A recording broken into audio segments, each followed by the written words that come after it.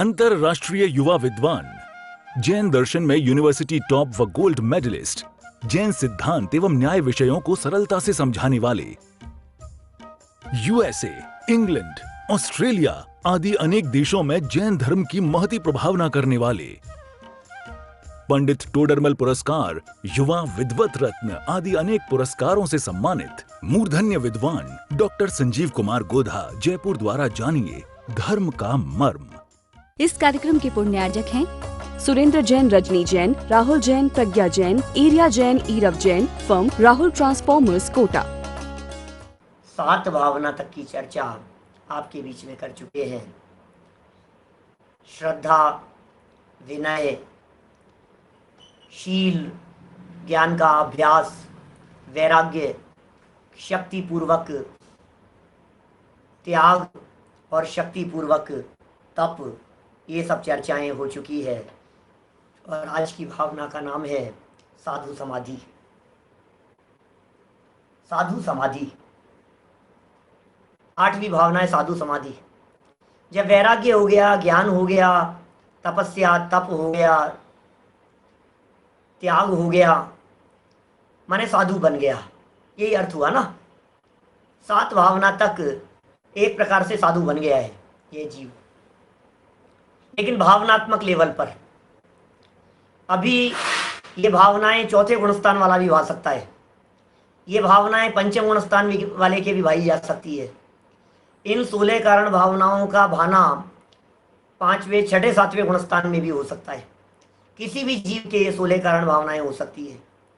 तो चौथे गुणस्थान वाले के लेवल से भी जानना चाहिए और 6ठे, 7वें गुणस्थान वाले के लेवल से भी इस साधु समाधि को जानना चाहिए।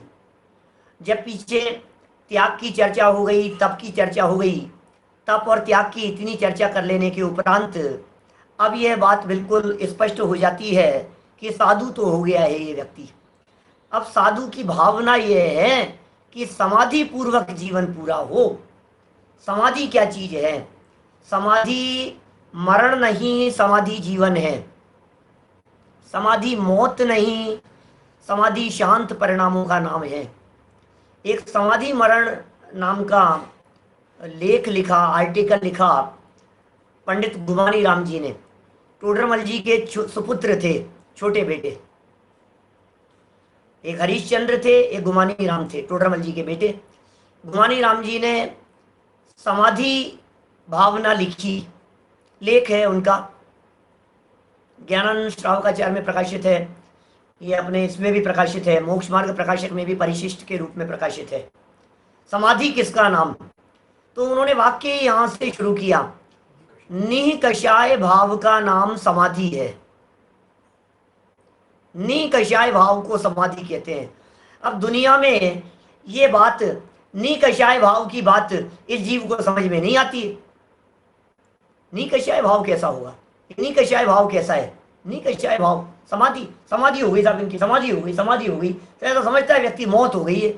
समाधि हो गई मतलब स्वर्गवास हो गया है, समाधि हो गई मतलब परलोक सिधार गए हैं, इसे समाधि समझा जाता है दुनिया में।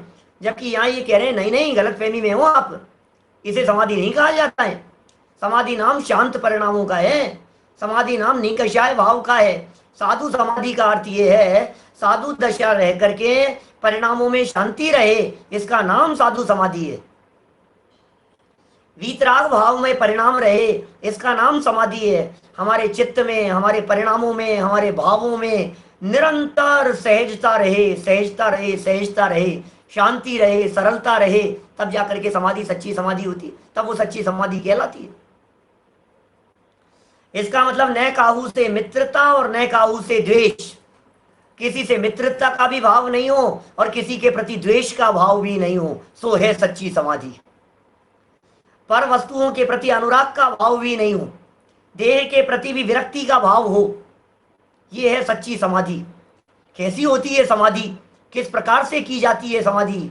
अरे मुनिराजियों का जीवन समाधिमय होता है, और जिनका जीवन समाधिमय होता है उनका मरण समाधिमय होता है। बहुत सारे प्रवचन है हमारे, 18-20 प्रवचन है यूट्यूब पर, प्ले लिस्ट में अलग ही फोल्डर है समाधि मरण के नाम से। और वो 1 पेज के प्रवचन है, 1 पेज के ऊपर 15-17 प्रवचन है, 17-18 प्रवचन। समाधि मरण, समाधि मरण। क्या है समाधि मरण? किसका नाम समाधि? शांत रहो, सहज रहो, शांत रहो, सहज सदा ही शांत रहो, ये ऐसे भाव होने चाहिए। लाखों वर्षों तक जीऊं या मृत्यु आज ही आ जावे, जीने की हो न वांछा, मरने की हो न इच्छा। इसका नाम समाधि है। कि साहब जिंदा रहना चाहते हो क्या? क्या आयु होगी तो रह लेंगे। कि तकलीफ बहुत ज्यादा है, मरना चाहते हो क्या? क्या आयु पूरी हो जाएगी तो मर जाएंगे। इसका नाम समाधि है। माने मौत दिख रही है, उसे भी सहज भाव से स्वीकार कर रहे हैं। बीमारियां दिख रही हैं, उसे भी सहज भाव से स्वीकार कर रहे हैं। समाधि जीवन है, मरण नहीं। जो समाधि मरण की चर्चा में दादा ने बहुत सुंदर लिखा, बहुत सुंदर एक मार्मिक लाइन दादा की बतलाता हूं आपको। गजब का चिंतन, आपका चित्त प्रसन्न हो जाएगा। ऐसी गजब की लाइन। वो कहते हैं मरण तो एक समय का होता है। मरण कितनी देर का? एक समय मात्र का। क्योंकि जिस समय जीव निकल गया उस समय मरण हो गया। तो बोले उसके एक समय पहले तक तो जीवन है, मरण थोड़ी ना। क्या अब समाधि मरण अच्छा हो जाए, समाधि मरण अच्छा हो जाए, तो मरण तो एक समय मात्र का है, उसमें क्या अच्छा करेगा? जो अच्छा करना है वो जीवन में ही अच्छा करना है। क्या एक समय पहले तक का भी जो काल है पिताजी साहब, क्या एक समय पहले तक का काल तो जीवन है ना वो तो। और वो यदि जीवन है तो जीवन सुधारो, मरण नहीं। जिनका जीवन सुधरेगा उनका मरण अपने आप सुधर जाएगा। अरे साधु अवस्था धारण करने की भावना भाव और साधु बन करके समाधि लेने की भावना भाव, इसका नाम है साधु समाधि। क्या ये साधु समाधि कहलाता है। अरिमित्र महल मसान कंचन, कांच निंदन तुतिकरण, अर्घावतारण असी प्रहारण, में सदा समता धरण। ये है समाधि, ऐसी होती है। अरिमित्र छेड़ा की छठी ढाल, शत्रु हो या मित्र हो, कंचन कांच बराबर जिनके, ऐसी दशा है। कंचन हो चाहे कांच हो, हमारे लिए तो सब बराबर है। लोहा हो या सोना हो, हमारे लिए सब बराबर है। मित्र हो या शत्रु हो, कोई फर्क नहीं पड़ता है। कंचन कांच, कांच के टुकड़े हो चाहे हीरे माणिक मोती जवाहरात हो, निंदा करने वाले लोग सामने दिखाई दे रहे हो या जय जयकार करने वाले लोग दिखाई दे रहे हो, अर्घावतारण अर्घ से आरती उतारने वाले हो चाहे तलवार से प्रहार करने वाले हो, मैं सदा समता धरण। हरिमित्र महल मसान कंचन, कांच निंदन तुतिकरण, अर्घावतारण असी प्रहारण, में सदा समता धरण। ये कैसी समता होगी और कहां से आती होगी वो समता? समाधि का काल, यद्यपि कहीं कहीं जिनागम में समाधि के काल को अंत काल भी कह दिया जाता है। अंत समय निकट जान करके जीव समाधि की भावना भाने लगते हैं। ओहो, देहांत के समय में तुमको न भूल जाऊं। हे भगवान, अंत समय में हे प्रभु मैं आपको नहीं भूल जाऊं। यहां तो साधु होकर के समाधि की बात कर रहा है। इसका मतलब पर के प्रति मूर्छा नहीं हो, पर के प्रति आसक्ति नहीं हो, पर के प्रति तन्मयता नहीं हो, देह के प्रति अपनापन नहीं हो, ये शरीर मेरा है, इस तरह का विकल्प मात्र भी नहीं आए, तब जाकर के सच्ची बनेगी समाधि। जिनके चित्त में ये बात आ गई, जिनके अंतर में ये बात समा गई कि ये शरीर मेरा नहीं है, अब बतलाओ उनकी समाधि को कौन बिगाड़ सकता है? अब परिचय आए चाहे उपसर्ग आए, अरे ये है साधु समाधि। भावना भरा है श्रावक। देखिए, न तो आपको तप करवा रहे हैं, न आपको त्याग करवा रहे हैं, और न आपको साधु बना रहे हैं, और न साधु बना करके तुम्हारी आज समाधि करा रहे हैं। बात समझने की चेष्टा करना। स्थूल कारण भावनाएं है ना ये, तो हम आपको आज साधु थोड़ी ना बना रहे हैं। हम ये थोड़ी ना कह रहे हैं आज आप साधु बन जाओ। हम ये थोड़ी ना कह रहे हैं आज साधु बन जाओ, फिर तुम्हारी साधु के बन करके आज समाधि ले लो, तुम फिर ऐसा करो, तुम तो त्याग कर दो, तुम्हारे त्याग भावना बतला दी, तप भावना बतला दी, तुम तो तप करो। नहीं भाई, भावना भावना भावना जब छूटेगा तब छूटेगा। जब त्याग होना होगा तब होगा, जब परिस्थिति जैसी बननी होगी तब होगी, लेकिन भावना भा करके आज आप वैसा पुण्य बांध सकते हैं, वैसा पुण्य कमा सकते हैं, क्योंकि जैन परंपरा में तो भावों का फल मिलता है। सारा जैन शासन भावों के ऊपर टिका हुआ है। आचार्य कुंद कुंद स्वामी की 150 से ज्यादा गाथाएं किसके लिए? भाव पाहुड़ उठा करके देखो, अष्ट पाहुड़ ग्रंथ का। भाव भाव भाव भाव विशुद्धो या महानुभाव है, भावों की विशुद्धता की तरफ बात करते हैं। भाव तो बनाओ, भाव तो बनाओ भैया, भाव तो उज्जवल बनाओ, उज्जवल होने चाहिए, परिणाम उज्जवल होने चाहिए। बचने किम दरिद्रता, परिणामों में सोच नीचे क्यों, ऊंची सोच क्यों रखते हो? अच्छी सोच रखो, ऊंची सोच रखो। कहते हैं ऊंचे लोग ऊंची पसंद, क्या ऊंचे लोग ऊंची पसंद, तो आप ऊंचे हो भाई साहब। ये जैन शासन जिनवाणी पढ़ने वाले लोग, इनको जिनवाणी ये कह रही है, वीतरागी संत ये कह रहा है आप बहुत ऊंचे हैं, हमें पता है, आपकी पसंद भी ऊंची होनी चाहिए। कितनी ऊंची होगी आपकी पसंद? हमारी पसंद इतनी ऊंची है कि गुरुदेव कहते थे मुक्ति के लक्ष्य से की गई शुरुआत सच्ची शुरुआत है। ये पसंद है हमारी, मुक्ति हमारी पसंद है, सिद्धालय हमारी पसंद है, सिद्ध दशा हमारी पसंद है, आत्मा का अतीन्द्रिय आनंद हमारी पसंद है। ये ऊंचे लोग ऊंची पसंद है। इंद्रियों के भोग तुम्हें पसंद है, नीचे लोग नीची पसंद। ऐसा समझ, साधु समाधि की बात कर रहे हैं यहाँ पर। क्या कैसे होती है समाधि? आत्मा पसंद आ गया। अब जिन्हें आत्मा पसंद आ गया, जिन्हें आत्मा की महिमा ख्याल में आने लग गई, अपने स्वरूप की महिमा आ रही है और अपने आप को देह से भिन्न देख रहा है, अब बताओ, अब तलवार से गर्दन कट रही हो, क्या फर्क पड़ता है? मैं हुई नहीं ना। पंजे पारे शेर के डाढ़ ऐसे खा जाएगा तेरे को आकर के, पंजे से नोच लेगा तेरे को। अरे क्या नोच लेगा? शेर की डाढ़ जहां तक पहुंचती है वहां मैं हूं नहीं, पंजे जहां पहुंचेंगे वहां तक मेरा अस्तित्व नहीं है, मेरा अस्तित्व कोई अलग है अंदर। कौन से लेवल की बात है भाई साहब? ये वो छू सकता नहीं है। मैं अस्पर्श स्वभावी हूं और ये पंजे स्पर्श करने वाले हैं। शेर की दाढ़ स्पर्श करने वाली है। अरे तन को तो खा सकता है लेकिन चेतन को नहीं खा सकता है। मैं तन नहीं, मैं चेतन हूं जो अपने को चेतन स्वीकार कर रहा है। अब बतलाओ उसकी समाधि में क्या बाधा है? इस परिणाम का नाम ही तो समाधि है। और समाधि क्या है? हम भावना भा रहे हैं यहाँ साधु समाधि की। 16 कारण भावनाओं में साधु समाधि है। इसका मतलब वो जीव देह से विरक्त हो गया, वो जीव शरीर से विरक्त हो गया, उस जीव की उपयोग और परिणति, शरीर की तन की तन्मयता, देह का नेह वो टूट गया। तो ये तो समाधि है। हम समाधि में जी रहे हैं। एक बार ऐसा कह दिया मैंने, शायद नॉर्थ कैरोलिना की बात है, तो बोले वहां हमने चर्चा चली, किसी ने पूछा कि आप क्या करते हो? हम तो समाधि में। और समाधि में क्या बात करते हो आप? समाधि में कैसे पंडित जी आप समाधि में? अभी तो आपकी उम्र ही क्या है? अरे उम्र क्या है, अरे जिंदगी हमारी तो समाधि में है। समाधि में तो जीवन जीना चाहिए। और क्या होगा मतलब? शांत परिणामों में जीवन। हमें दुनियादारी से लाग लपेट नहीं है, किसी भी तरह का, किसी तरह की अपेक्षा नहीं है। हमें क्या फर्क पड़ता है?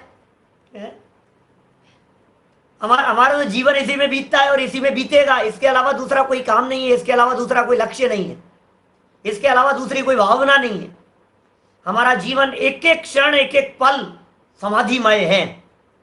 और यदि आज हमारे को मौत आ जाए तो हमें किसी तरह की कोई घबराहट नहीं है, क्योंकि हमारा जो काम था सो काम हो गया। बस जरूरत नहीं है हमारे को लाखों वर्षों तक जीऊं या मृत्यु आज ही आ जाए, इतनी दृढ़ता हृदय में होनी चाहिए। दादा नहीं कहते हैं समाधि में चल रहा हूं, सहज है जीवन, सहज सहज सहज। ये सहजता है जीवन में। क्या गजब की बात है भाई साहब। देखो जरा क्या कह रहे हैं, ऐसे मन में तो लाओ, मन में मन बनाओ, भावना बनाओ, है परिणाम इतने निर्मल करो। अरे साधु बनूंगा मैं, ऐसे भाव आते ही मन उछलना चाहिए। कब आएगा वो अवसर? ओह स्वरूप लीनता की दशा, अरे वाह प्रचुर स्व संवेदन का वेदन, ओहो गजब मजा आएगा। वो केली करें शिव माही जिनेश्वर के लघुनंदन, केली करें शिव मार्ग में जग माही जिनेश्वर के लघुनंदन। वो दिन कब आएगा? क्या क्या मजेदार दशा होगी। किसी से कुछ लेना देना नहीं है, कोई टेंशन नहीं, कोई कुछ कहने वाला नहीं, स्वाधीनता से विचरण कर रहे हैं। क्या दशा होती है मतलब मनुराजों की। मजा नहीं आता आपको? कोई कहने वाला नहीं, कोई टोकने वाला नहीं, कोई बोलने वाला नहीं, न पंखे की जरूरत है, न एसी की जरूरत है, न लाइट की जरूरत है, न कपड़ों की जरूरत है, न खाने की टेंशन है, न पीने की टेंशन है, न बिस्तरों की जरूरत है, न ओढ़ने पहनने का। ओ मस्त मस्त अपना जीवन स्वाधीन विचरण करते हैं मस्ती से। क्या जीवन होता है मुनि राजाओं का, ऐसा जीवन। मुनि दशा की भावना आते ही मन उछलता है। मन में लाओ ऐसी भावना। बोलो गजब की बात है भाई साहब। ये कह रहे हैं यहाँ पर, पंक्ति पढ़ता हूं, देखो ध्यानत राय जी की, है ना। टाइम तो भागता है, ऐसा लगता है समय तो निकल रहा है। साधु समाधि सदा मन लावे। ऊपर की पंक्तियां नहीं पढ़ी है, उम्मीद करता हूं जितनी भावनाएं पढ़ाई जा चुकी है उन भावनाओं का स्वरूप तो आ जाएगा ख्याल में, लेकिन नाम तो कम से कम याद करते चलें। इतना तो करते चलना बंधुओं, 16 कारण भावनाओं के नाम तो याद हो जाए कम से कम। और पूजन भी करते होंगे आप लोग, तो अर्थ भी ख्याल में आता रहता होगा धीरे धीरे। साधु समाधि सदा मन लावे, तिहु जग भोग भोग शिव जावे। ओहो, ध्यानत राय जी कह रहे हैं साधु समाधि सदा मन लावे, सदा मन लावे, सदा सदा। अरे मन तुम्हारा समाधि की तरफ लगना चाहिए, मन हमारा समाधि की तरफ लगना चाहिए, मन हमारा साधु समाधि की तरफ लगना चाहिए। ये जो 16 कारण भावनाएं हैं, यदि चतुर्थ गुणस्थान वर्ती भा रहा है तो वो भी तो अभी साधु नहीं बना है ना। यदि ये 16 कारण भावनाओं को भाकर किसी पंचम गुणस्थान वर्ती जीव ने तीर्थंकर कर्म प्रकृति बांध ली है, तो उन जीवों ने भी तो अभी साधु अवस्था अंगीकार नहीं की है ना, पंचम गुणस्थान ही है ना। तो इसका मतलब ये जो भावनाएं हैं, ये जो बात चल रही है, ये भावना के लेवल पर बात चल रही है। सारी चर्चा भावना के लेवल पर है। और सही कह रहा हूं, भावना के लेवल पर जो व्यक्ति दृढ़ हो जाता है ना, फिर उसके जगत में काम अपने आप हो ही जाते हैं। आप दृढ़ हो जाओ, भावना बना लो, मुझे तो ये करना है। मैं उन लोगों से कहना चाहता हूं, रात्रि भोजन त्याग, यमीकंद त्याग, किसी चीज के संबंध में, किसी क्रिया आचरण प्रवृत्ति के संदर्भ में, पालन करने वालों के संदर्भ में आपने दृढ़ भावना बना ली। अब बताओ, आप दुनिया में कौन हिला सकता है आपको? वज्र नहीं हिला सकता तुम्हारे, कौन हिलाए? लोभ लालच है, ऐसे कोई हिलेंगे क्या हम? तो भी न्याय मार्ग से मेरा कभी न पद डिगने पावे। पद नहीं हिल सकता, मेरा पैर नहीं हिला सकता है कोई व्यक्ति। अंगद की माफिक, अंगद जानते हैं आप? अंगद का पांव प्रसिद्ध है, किसका? सुग्रीव का बेटा था अंगद।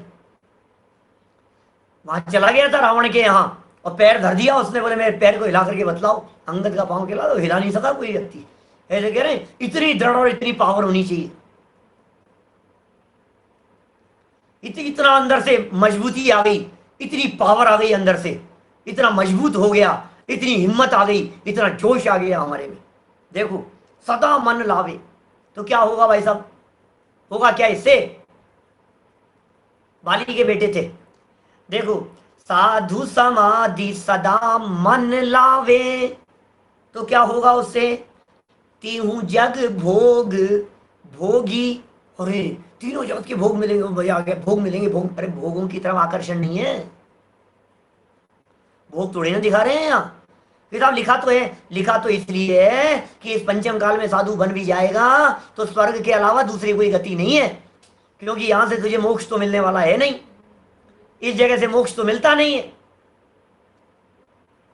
यहां से मोक्ष नहीं मिलता है किसी भी जीव को। इस पंचम काल में यहां से मर करके जीव मुक्ति की प्राप्ति नहीं करता है, तो मोक्ष तो नहीं मिलेगा, मोक्ष नहीं मिलेगा तो फिर क्या करेंगे? अरे तेरा जीवन पूरा होगा साधु समाधि लेकर के, तो नियम से स्वर्ग में जाएगा। हाँ हाँ, मजा आ गया, मजा। स्वर्ग के नाम सुनकर के मजा आने की जरूरत नहीं है, स्वर्ग तो मार्ग में आएगा, ऐसा कह रहे हैं। त्यों जग भोग भोगी शिव जावे। वैयावृत्ति क्या होता है?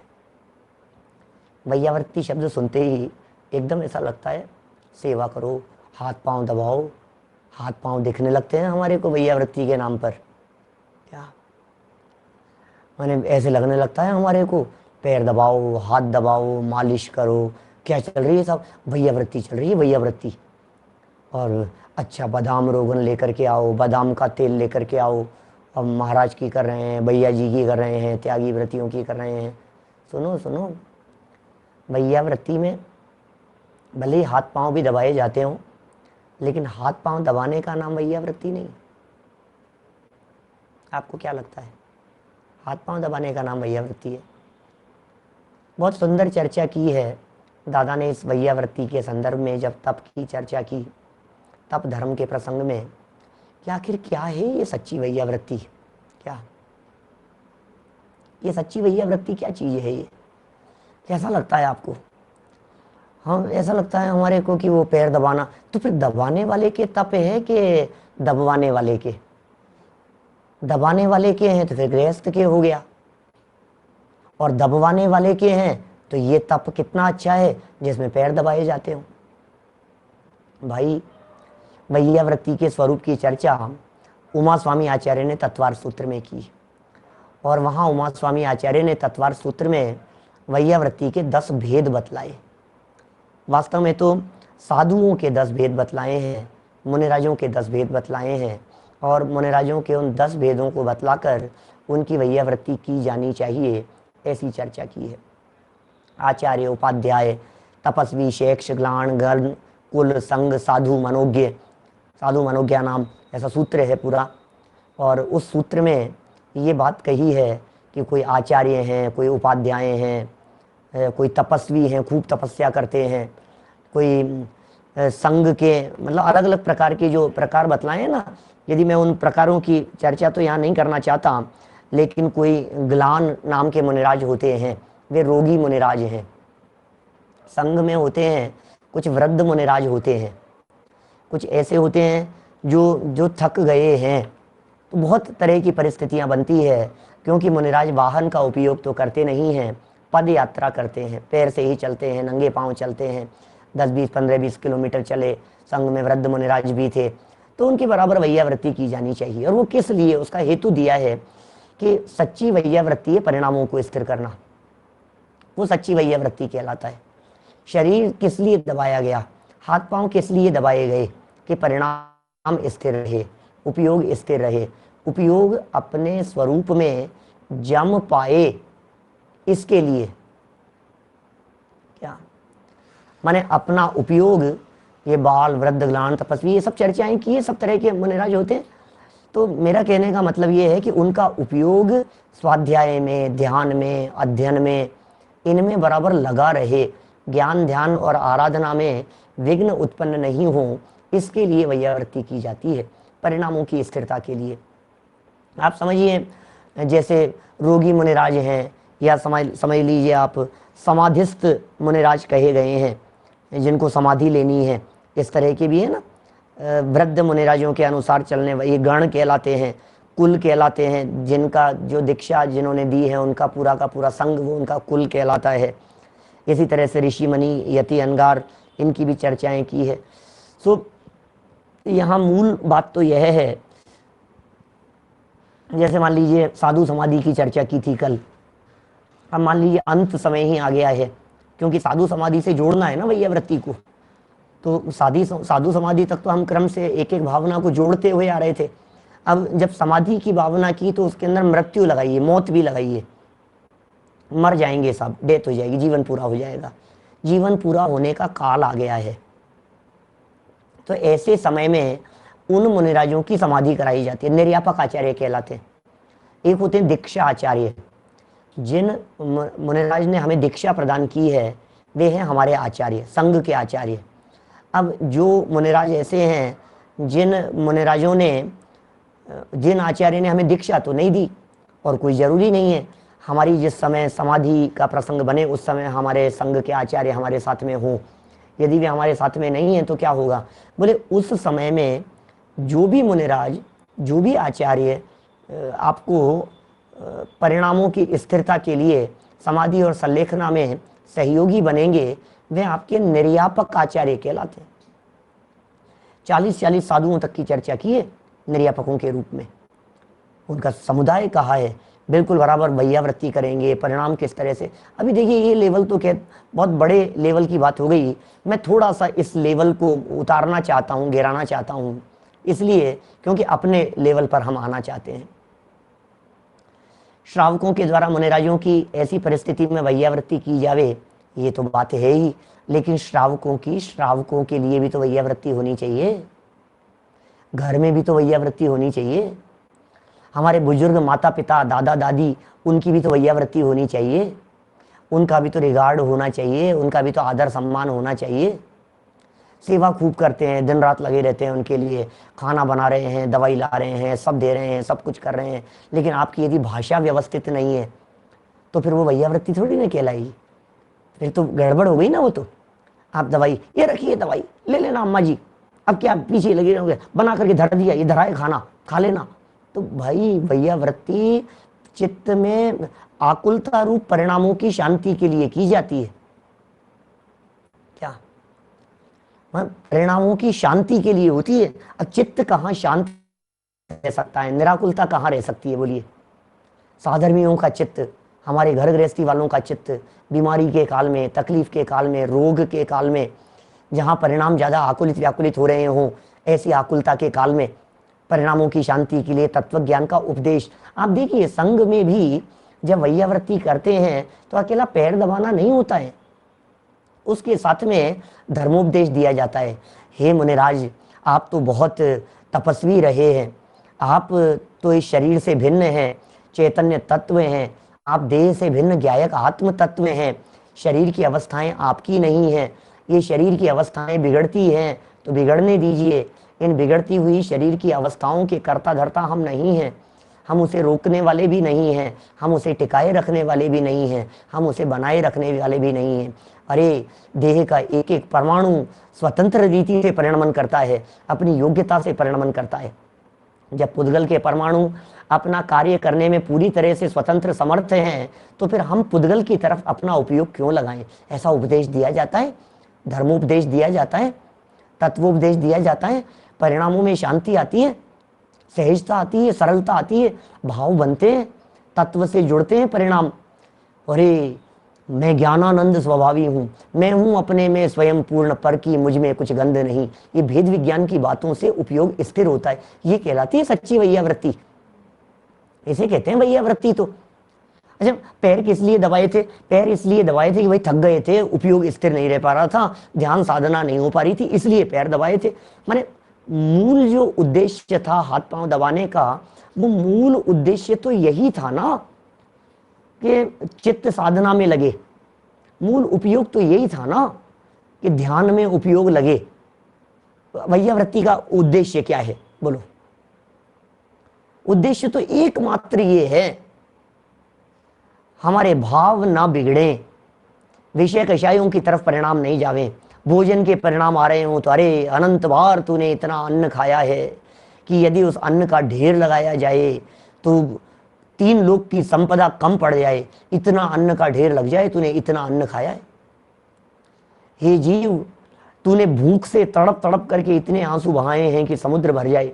ये जो उपदेश अष्टपाहुड़ में जो उपदेश दिया है, कुंद कुंदाचार्य देव का उपदेश, ओहो वैराग्यमय उपदेश है। भाव पाहुड़ का जरा उपदेश तो देखो आप, गजब गजब की चर्चा करते हैं। एक मुनिराज दूसरे मुनिराज को किस तरह से संबोधन कर रहे हैं, इसी तरह से एक श्रावक दूसरे श्रावक को संबोधन करे, एक साधर्मी दूसरे साधर्मी को संबोधन करे। माता पिता परिणाम बिगड़ रहे हों उनको संबोधन करें, बच्चे अपने माता पिता के उपयोग की स्थिरता के लिए संबोधन करें। ये एक दूसरे का सपोर्ट और सहयोग चाहिए। वाचनिक सहयोग भी वैयावृत्ति की श्रेणी में आता है। वचन बहुत बड़ी वैयावृत्ति का काम करते हैं। आपके कठोर वचन उनके परिणाम बिगाड़ देते हैं, और आपके वचन यदि बहुत मधुर हैं, प्रमोद जी भाई साहब, यदि बहुत मधुर वचन यदि हमारे माध्यम से कहे गए हैं तो फिर तबीयत ठीक हो जाती है। देखो मैं जानता हूं आज की इस फास्ट लाइफ में फैमिली को संभालना, माता पिता को संभालना, दादा दादी को संभालना, उनकी सेवा करना, ये बड़ा कठिन होता है युवाओं के लिए, बहुओं के लिए, लड़कियों के लिए, पुत्रियों के लिए भी बहुत काम रहते हैं, दुनिया भर के काम रहते हैं, घर से काम रहते हैं, बच्चों के काम रहते हैं, नहीं होता है। तो भी एक तो आप नहीं कर पा रहे हो, इट डजंट मैटर, बट आप वचन तो इस तरह के हो सकते हैं, लाइए अम्मा जी मैं कर देती हूँ, लाइए मैं कर देती हूँ। हो नहीं पा रहा है, टाइम नहीं है हमारे पास में, लेकिन आपके द्वारा कहा गया एक वचन उनके लिए बहुत वैयावृत्ति का काम करता है, उनके परिणामों में बहुत संतोष मिलता है। ये संतोष और समता भाव है ना। साधु समाधि की बात कही थी, समाधि के आगे वाला स्टेप है वैयावृत्ति, साधु समाधि वाली भावना के बाद वाला स्टेप है भावना तो भाव। हम वैयावृत्ति करेंगे, नहीं नहीं आप क्यों चिंता करते हो।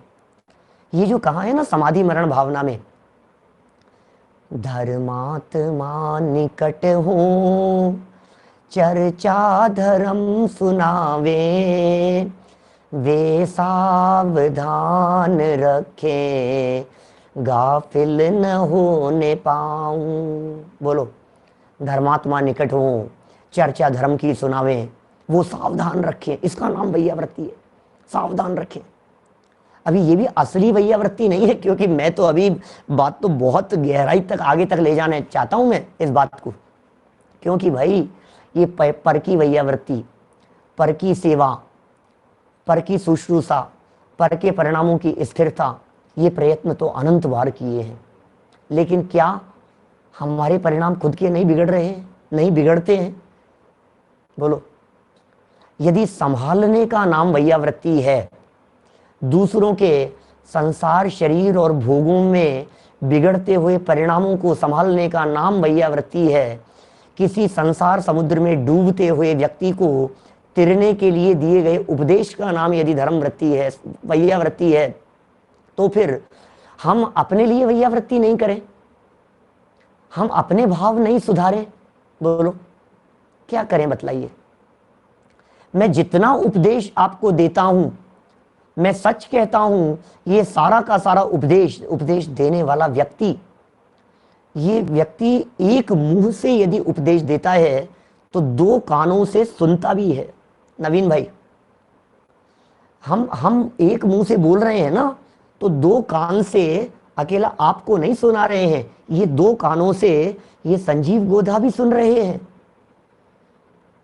तो ये वैयावृत्ति मेरे लिए भी नहीं है, अपने परिणामों की स्थिरता के लिए नहीं है क्या?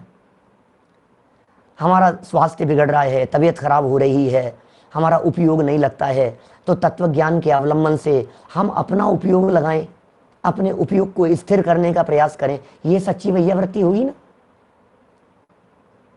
सेवा है ना ये, तो अपने आप की सेवा नहीं होगी क्या? बोलो, मेरे भी तो परिणाम बिगड़ रहे हैं, मैं भी तो अपने परिणामों को बिगड़ करके नरक निगोद का पात्र हो रहा हूं। विषय कषायों में कब तक उलझा रहूंगा, कब तक फंसा रहूंगा, कब तक दुकानदारी और जंजाल में उलझा रहूंगा मैं? अब नहीं है समय हमारे पास में ज्यादा। ये तो इस महामारी के काल में दुनिया को झटका देकर के दिखा दिया, कुछ भी हो सकता है, एक झटका है और कुछ भी हो सकता है, इतना ही है। फिर क्या होगा, आज मरे और फिर कल दूसरा भाव, दूसरी गति, दूसरा जन्म। वैयावृत्ति क्या है? वैयावृत्ति अपने आप को संभालो, अपने आप को, इसका नाम वैयावृत्ति है। पर की वैयावृत्ति नहीं, अपने आप की भी वैयावृत्ति हो, दूसरों को संभालना नहीं, अपने आप को भी संभालना हो। क्या सबको संभाला हमने, और देखो संभालता तो है नहीं, ये तो पैर दबाने को वैयावृत्ति समझ रहा है। वैयावृत्ति कराते हैं थोड़ा सा, और फिर क्या करते हैं वैयावृत्ति के नाम पर थोड़े से गप्पे सुना देते हैं, चर्चाएं कर लेते हैं, घर गृहस्थी की बातें कर लेते हैं। बोलो, आपस में इधर हम पाँव दबा रहे हैं, वो चुटकुले सुना रहे हैं, ये हो रहे हैं, ये इसका नाम वैयावृत्ति है। ताई की वैयावृत्ति की जरूरत है आपको। मैं यहाँ लाइन पढ़ता हूँ, बड़ी जबरदस्त लाइन है, समय तो घटता सा दिखता है अपना। साधु समाधि भावना के बाद वैयावृत्ति भावना की पंक्तियां हैं, दयानंद राय जी ने अपनी 16 कारण पूजन के अंदर लिखा है। इससे और मर्म ख्याल में आता है। निश दिन वैयावृत्य करैया, सोने चय भव नीरति रैया। क्या? निश्चय भव नीरति रैया, निश दिन वैयावृत्ति। अब ये निश दिन का क्या सवाल है, ये समझ में नहीं आया। निश दिन शब्द से पूरी क्लियर हो जाएगी बात आपको। निश दिन क्या चीज है? निश माने होता है रात्रि, और दिन माने होता है दिन। क्या? निश दिन माने दिन रात। अब 24 घंटे वैयावृत्ति किसकी करेंगे बतलाइए आप? यहाँ तो दिन रात कह रहे हैं ये दयानंद राय जी। पर की वैयावृत्ति नियम से 24 घंटे नहीं हो सकती है, दूसरों की वैयावृत्ति निश दिन नहीं हो सकती है, घर में परिवार में बुजुर्गों की सेवा दिन रात नहीं हो सकती है, लगातार नहीं हो सकती है, नॉन स्टॉप नहीं हो सकती है, लेकिन अपने परिणामों की संभाल ये 24 घंटे हो सकती है। ये निष्दिन भैया वृत्ति की बात कह रहे हैं। हर क्षण करो, हर क्षण भैया वेद विज्ञान हर क्षण करो, निरंतर करो आप, ये भावना भाव आप, भाव ये वेद विज्ञान, बस ये भैया वृत्ति है, सच्ची भैया वृत्ति है। देह से भिन्न आत्म तत्व का चिंतन, ये सच्ची भैया वृत्ति है। प्रभु जी अब ना भटकेंगे संसार में, अब अपनी अब अपनी खबर हमें हो गई। इसका नाम सच्ची भैया वृत्ति। निश दिन भैया वृत्ति करैया, दिन रात भैया वृत्ति करैया।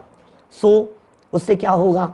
निश्चय, निश्चय से भव नीर तिरैया। निश्चय माने निश्चय से, भव माने संसार, नीर मतलब समुद्र, भव नीर माने संसार समुद्र, तिरैया पार करा देने वाली है।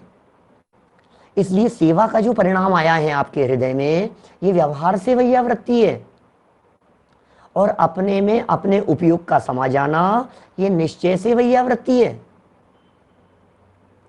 बीमारी के समय में, तीव्र उदय, पाप के उदय के काल में परिणाम बिगड़ते हैं, लेकिन उन बिगड़ते हुए परिणामों को कौन संभालेगा? कैसे संभालेंगे? है ना हमारे पास में जिनवाणी माँ संभालने के लिए। जिनवाणी माँ का आशीर्वाद है हमारे पास में, आप संभालिए, संभलते रहते हैं परिणाम, कोई कठिन काम नहीं है। इस कार्यक्रम के पुण्यार्जक हैं सुरेंद्र जैन, रजनी जैन, राहुल जैन, प्रज्ञा जैन, एरिया जैन, ईरव जैन, फर्म राहुल ट्रांसफॉर्मर्स, कोटा।